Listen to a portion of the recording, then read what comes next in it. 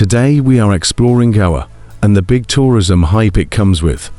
Goa's tourism industry has been a subject of growing debate in recent years, with some arguing that it has become too expensive compared to foreign beach destinations. However, despite concerns, one aspect of Goa's appeal is on the rise: the demand for luxury homes, particularly among startup founders, business families, and sports personalities. Rising demand for luxury homes in Goa.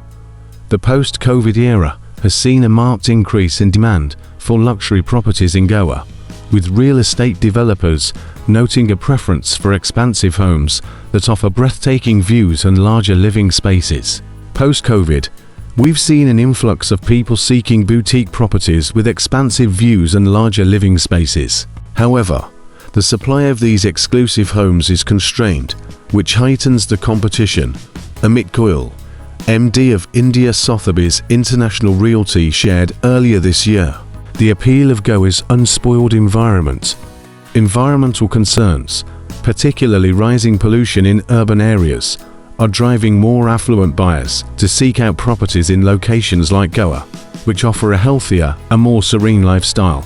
Amar Shah, co-founder of Golden Abodes, explained, "People are increasingly looking for homes where they can rejuvenate and relax, making Goa highly desirable for those seeking peace and tranquility. Beyond simply escaping city life, many are drawn to Goa's active, outdoor lifestyle, with high-end residential communities integrating physical well-being and leisure seamlessly into daily life." Goa as a prime second home destination.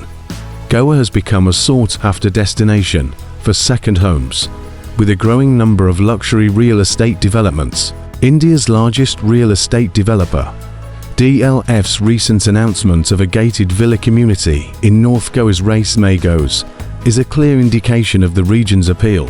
DLF has entered Goa's market with plans for a luxurious beachside holiday destination.